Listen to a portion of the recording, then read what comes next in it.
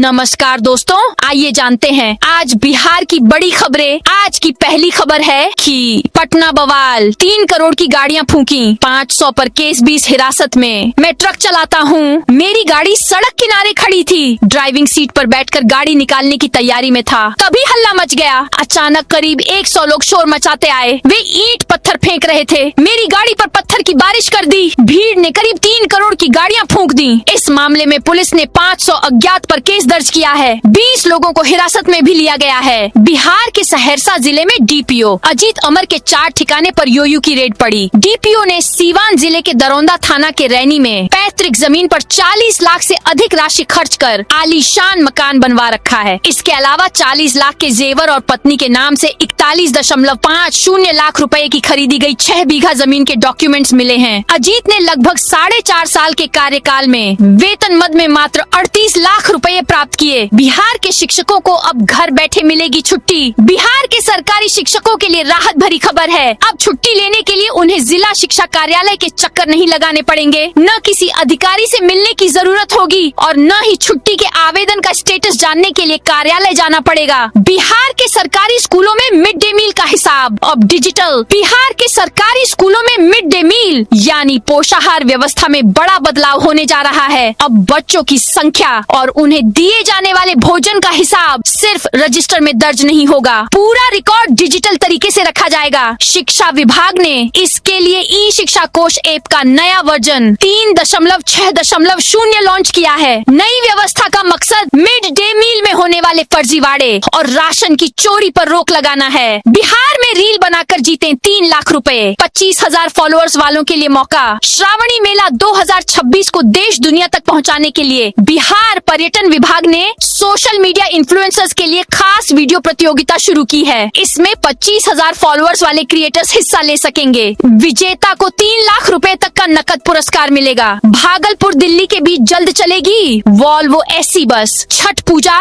और आगामी त्योहारों को देखते हुए बिहार राज्य पथ परिवहन निगम दिल्ली के लिए लंबी दूरी की अत्याधुनिक एसी बस सेवा शुरू करने की तैयारी में है। इस पहल से भागलपुर, पूर्णिया, सीमांचल और कोसी क्षेत्र के प्रवासियों व आम यात्रियों को बड़ी सहूलियत मिलेगी। क्यूआर अटकने से बिहार को 153 करोड़ के राजस्व का नुकसान। प्रदेश के 10 जिलों के 22 बालू घाटों को समय पर पर्यावरणीय स्वीकृति नहीं मिलने से खान एवं भूतत्व विभाग को करीब 153 करोड़ रुपए के राजस्व का नुकसान हुआ है। विभागीय समीक्षा बैठक में यह मामला सामने आने के बाद अधिकारियों को इस पर प्राथमिकता से कार्रवाई करने के निर्देश दिए गए हैं। नेपाल बॉर्डर से बस में छिपाकर पटना लाई गई 22 किलो गांजे की खेप बिहार एसटीएफ और पटना पुलिस की संयुक्त टीम ने रामकृष्ण नगर थाना क्षेत्र में छापेमारी कर 22 किलोग्राम गांजा के साथ 2 आरोपितों को गिरफ्तार किया है। इनकी पहचान अररिया के फारबिसगंज निवासी सोनू और फलका बाजार निवासी रूपेश कुमार के रूप में हुई है। दोनों के पास से 2 मोबाइल फोन भी बरामद किए गए हैं। सीएम सम्राट का ऐलान, बिहार में खुलेंगे 400 नए डिग्री कॉलेज। मुख्यमंत्री सम्राट चौधरी ने शुक्रवार को कहा कि प्रदेश के विद्यार्थी घर में ही बेहतर शिक्षा प्राप्त कर सकें। इसके लिए 400 से अधिक और डिग्री कॉलेज खोले जाएंगे। 9 अगस्त तक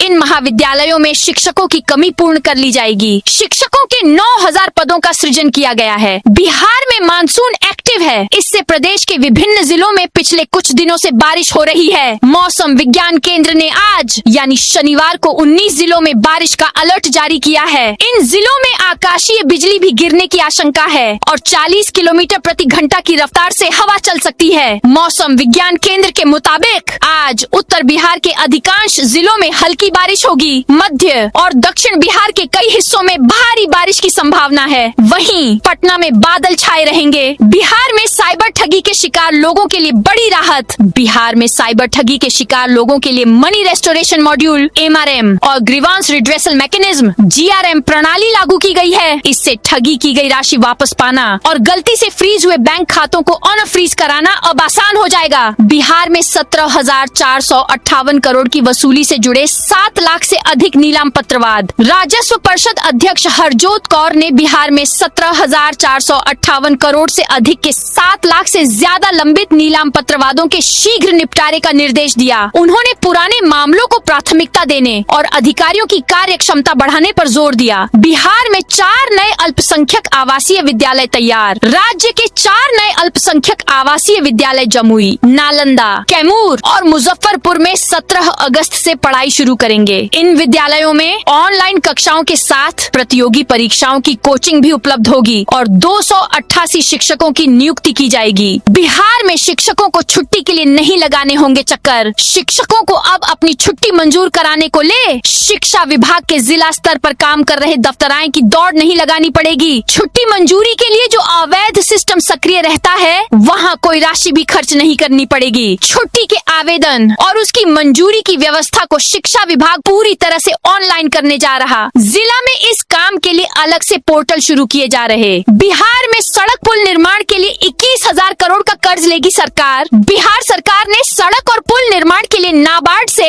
21,000 करोड़ रुपए का ऋण लिया है। यह राशि पूर्व मुख्यमंत्री नीतीश कुमार द्वारा घोषित प्रगति यात्रा की परियोजनाओं पर खर्च की जाएगी, जिससे राज्य में बुनियादी ढांचा मजबूत होगा। अररिया में उद्योग विभाग के जीएम ने मांगी 85,000 की रिश्वत। निगरानी विभाग ने अररिया में उद्योग विभाग के महाप्रबंधक अनिल कुमार मंडल को 50,000 रुपए रिश्वत लेते रंगे हाथ गिरफ्तार किया है। यह कार्रवाई मशीन सप्लायर से कमीशन मांगने की शिकायत पर की गई, जिससे विभाग में हड़कंप मच गया है। सहरसा के डीपीओ के 4 ठिकानों पर छापेमारी, आय से अधिक संपत्ति का केस। सहरसा जिला शिक्षा पदाधिकारी कार्यालय में पदस्थापित जिला कार्यक्रम पदाधिकारी योजना एवं लेखा अजीत अमर के खिलाफ आय से अधिक संपत्ति के मामले में आर्थिक अपराध इकाई ने शुक्रवार को बड़ी कार्रवाई की। योयू की टीम ने एक साथ उनके 4 ठिकानों सहरसा स्थित कार्यालय, नया बाजार स्थित किराए का आवास, सिवान जिले के पैतृक गांव और पूर्व पदस्थापन स्थल सारण छपरा में छापेमारी की। मुजफ्फरपुर में महिला कांस्टेबल से लूट के बाद फायरिंग। मुजफ्फरपुर में बीएमपी 6 में तैनात महिला कांस्टेबल से पिस्टल की नोक पर सोने की चेन लूट ली गई। महिला कांस्टेबल ने बदमाशों को रोकने की कोशिश की तो बाइक सवार दोनों अपराधी फायरिंग करते हुए फरार हो गए। निर्जीवों के हमले में मौत पर 10 लाख मुआवजा, फसल नुकसान पर सहायता, वन्य जीवों के हमले से जान माल, पशुधन और फसल को होने वाले नुकसान पर अब ग्रामीणों को सरकार की ओर से आर्थिक सहायता मिलेगी। पर्यावरण, वन एवं जलवायु परिवर्तन विभाग, बिहार सरकार ने गैर वन क्षेत्रों में मानव वन्य जीव संघर्ष से होने वाली क्षति के लिए सहायता राशि के प्रावधान की जानकारी जारी की है। इसका लाभ जिले के ग्रामीण क्षेत्रों में भी प्रभावित लोगों को मिल सकेगा। दरभंगा में बुजुर्ग से 35,000 की छिनतई। दरभंगा के लहेरियासराय थाना क्षेत्र में बैंक से पेंशन की राशि निकालकर घर लौट रहे सेवानिवृत्त बुजुर्ग से बाइक सवार 3 बदमाशों ने 35,000 रुपए झपट लिए। बदमाश साइकिल में टंगा झोला लेकर सईद नगर की ओर फरार हो गए। घटना के बाद इलाके में हड़कंप मच गया। पीड़ित ने पुलिस को बताया कि उन्हें आशंका है कि बदमाश बैंक से ही उनका पीछा कर रहे थे। बदमाशों ने मौका मिलते ही वारदात को अंजाम दिया। घटना के बाद आसपास के लोगों की भीड़ जुट गई। शिक्षा विभाग के अधिकारियों पर जानलेवा हमले में एफआईआर। भोजपुर जिले के मुफस्सिल थाना क्षेत्र में शिक्षा विभाग के अधिकारियों पर हुए जानलेवा हमले के मामले में पुलिस ने कार्रवाई तेज कर दी है। घायल जिला कार्यक्रम प्रबंधक शिव शक्ति कुमार के बयान पर प्राथमिकी दर्ज की गई है। एक टीचर को नामजद करते हुए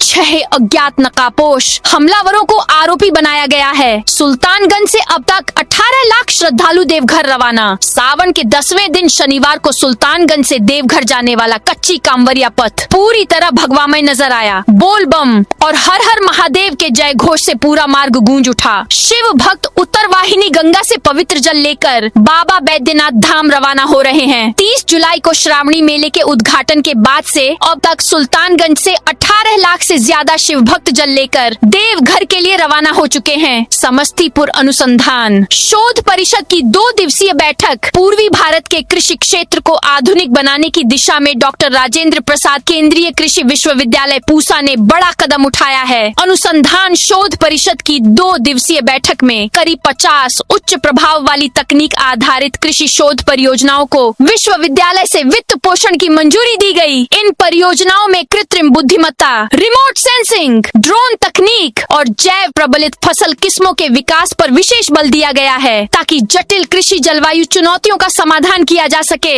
आयकर विभाग की ओर से आउटरीच कार्यक्रम का आयोजन। पूर्णिया में आयकर विभाग की ओर से एक आउटरीच कार्यक्रम का आयोजन किया। इस पहल का मुख्य उद्देश्य स्थानीय स्थानीय व्यवसायियों, करदाताओं और आम आयकरदाताओं को इनकम टैक्स के नए नियमों, आसान प्रक्रियाओं और डिजिटल सुविधाओं से अवगत कराना था। नेपाल में बारिश से सुपौल में उफनाई कोसी। सुपौल जिले में कोसी नदी का जलस्तर घटने के बावजूद तटवर्ती इलाकों में कटाव की रफ्तार तेज हो गई है। नेपाल में हुई भारी बारिश के कारण कोसी बराज से 1.77 लाख क्यूसेक पानी डिस्चार्ज किया गया था, जिससे तटबंध के भीतर बसे कई गांवों में अभी भी बाढ़ का पानी फैला हुआ है। जलस्तर में कमी आने से नदी का बहाव किनारों पर अधिक दबाव बना रहा है, जिससे भूमि कटाव की स्थिति गंभीर हो रही है। किशनगंज के निजी कॉलेज की गतिविधियों मान्यता जांच की मांग। किशनगंज के पोठिया प्रखंड में संचालित एक निजी डिग्री कॉलेज की कार्य प्रणाली पर गंभीर सवाल उठे हैं। स्थानीय विधायक कमरुल होदा की शिकायत के बाद जिलाधिकारी नवीन कुमार ने मामले की जांच के लिए 3 सदस्यीय टीम का गठन किया है। विधायक ने आरोप लगाया है कि यह संस्थान केवल कागजों पर चल रहा है और यहाँ नियमित पढ़ाई के बजाय डिग्रियां बांटी जा रही हैं। अररिया में हर घर तिरंगा अभियान शुरू 9 से 17 अगस्त तक अलग अलग कार्यक्रम। अररिया जिला प्रशासन ने स्वतंत्रता दिवस 2026 और वंदे मातरम के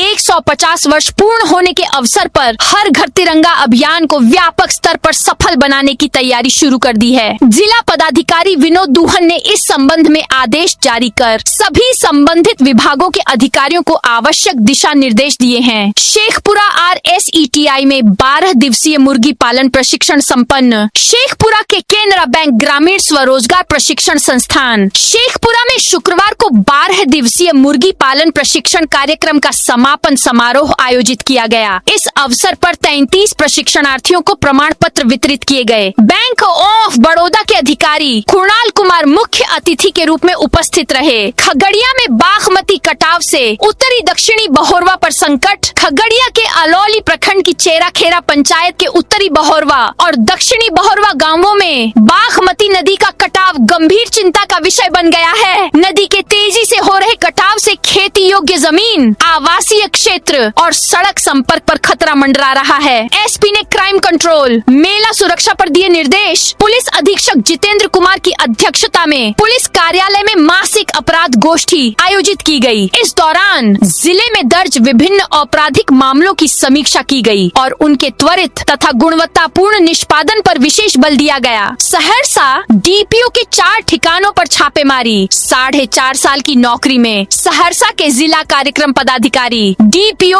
अजीत अमर को 38 लाख रुपए सैलरी मिली। इसके बावजूद उन्होंने काली कमाई से करीब 5 करोड़ रुपए की चल अचल संपत्ति बना ली। अवैध कमाई की रकम वे पत्नी पूजा कुमारी के खाते में डलवाते थे। राजबल्लभ के बरी होने पर सुप्रीम कोर्ट पहुंची सरकार। नाबालिग से दुष्कर्म के गंभीर आरोप में हाई कोर्ट से बरी हुए नवादा के पूर्व विधायक राजबल्लभ यादव की मुश्किलें बढ़ गई हैं। बिहार सरकार ने पटना हाई कोर्ट के फैसले के खिलाफ सुप्रीम कोर्ट गई है। राज्य सरकार ने सुप्रीम कोर्ट में विशेष अनुमति याचिका SLP दायर की है। पटना ATM और चेक से पैसे निकासी में टॉपर। साइबर क्राइम नवादा दूसरे। देश के टॉप 10 साइबर क्राइम करने वाले जिलों में बिहार के 3 जिले शामिल हैं। इनमें नवादा दूसरे, नालंदा चौथे और पटना जिला 7वें नंबर पर है। इनके अलावा बिहार का शेखपुरा जिला इस सूची में 15वें नंबर पर है। पटना जिला ATM और चेक से पैसे निकासी के मामले में देश के टॉप स्थानों में एक है। ये देखते हुए इस गंभीर मुद्दे पर शुक्रवार को बिहार के चीफ सेक्रेटरी और DGP ने राज्य के सभी 38 DM और SSP SP के साथ उच्च स्तरीय समीक्षा बैठक की। 9000 असिस्टेंट प्रोफेसर नियुक्त होंगे। मुख्यमंत्री सम्राट चौधरी ने कहा कि अगले 1-2 वर्षों में ऐसी व्यवस्था बनाने का लक्ष्य है जिससे मंत्री, विधायक और अफसरों के बच्चे भी सरकारी स्कूलों में पढ़ें। ऐसा होने पर ही माना जाएगा कि सरकारी शिक्षा व्यवस्था वाकई बदली। वे शुक्रवार को संत रविदास जयंती पर आयोजित समारोह को संबोधित कर रहे थे। कांग्रेस नेताओं की हिरासत पर प्रदेश कांग्रेस का विरोध। बक्सर में इटाठी रेलवे क्रॉसिंग खोलने और क्षतिग्रस्त रेल ओवरब्रिज की मरम्मत की मांग को लेकर शुक्रवार को हुए रेल चक्का जाम के दौरान पुलिस ने कांग्रेस जिलाध्यक्ष पंकज उपाध्याय सहित कई कांग्रेस नेताओं और संयुक्त संघर्ष समिति के आंदोलनकारियों को हिरासत में ले लिया। दरभंगा में बाल श्रम मुक्त पंचायत अभियान। दरभंगा में बाल एवं किशोर श्रम उन्मूलन के लिए व्यापक अभियान चलाया जाएगा। जिलाधिकारी कौशल कुमार ने बताया कि जिले के सभी 18 प्रखंडों में 3-3 पंचायतों का चयन किया गया है। कुल 54 पंचायतों में 90 दिनों तक विशेष अभियान चलाकर उन्हें बाल मुक्त पंचायत घोषित करने का लक्ष्य रखा गया है। बीजेपी MLA राकेश रंजन ओझा की त्याग की साजिश। भोजपुर जिले के शाहपुर विधानसभा क्षेत्र से भाजपा विधायक राकेश रंजन उर्फ राकेश रंजन ओझा की त्याग की कथित साजिश का मामला सामने आने के बाद पुलिस महकमे में हड़कंप मच गया है। विधायक की ओर से करनामेपुर थाने में दर्ज कराई गई प्राथमिकी में भागलपुर विशेष केंद्रीय कारा के जेल अधीक्षक समेत 4 लोगों पर आपराधिक षड्यंत्र रचने का आरोप लगाया गया है। मुख्यमंत्री सम्राट चौधरी आज सीतामढ़ी दौरे पर आ रहे हैं। इस दौरान वे पुनौरा धाम स्थित काष्ठ मंडपम में मां सीता और प्रभु श्री राम की प्रतिमाओं को स्थापित करेंगे। इस कार्यक्रम को लेकर जिला और पुलिस प्रशासन पूरी तरह अलर्ट मोड में है। मुख्यमंत्री के जानकी जन्मभूमि पुनौरा धाम पहुंचने का कार्यक्रम निर्धारित है, जहां वे माता जानकी मंदिर के निर्माण कार्य से जुड़े विशेष कार्यक्रम में शामिल होंगे। नालंदा ओपन यूनिवर्सिटी MCA में एडमिशन का आखिरी मौका। नालंदा ओपन यूनिवर्सिटी में प्रोफेशनल कोर्स MCA में दाखिला लेने के इच्छुक स्टूडेंट के लिए यूनिवर्सिटी प्रशासन ने महत्वपूर्ण सूचना जारी की है। MCA कोर्स में नामांकन के लिए अभ्यर्थी आगामी 10 अगस्त तक अपना पंजीकरण करा सकते हैं। यूनिवर्सिटी के कुलपति रविंद्र कुमार ने बताया कि इस साल MCA कोर्स में कुल 140 सीटों पर नामांकन लिया जाना है। इच्छुक अभ्यर्थी निर्धारित तिथि तक रजिस्ट्रेशन कराकर अपनी दावेदारी सुरक्षित कर सकते हैं। पटना यूनिवर्सिटी का आज दीक्षांत समारोह। पटना यूनिवर्सिटी का दीक्षांत समारोह आज पटना विमेंस कॉलेज के वेरोनिका ऑडिटोरियम में मनाया जाएगा।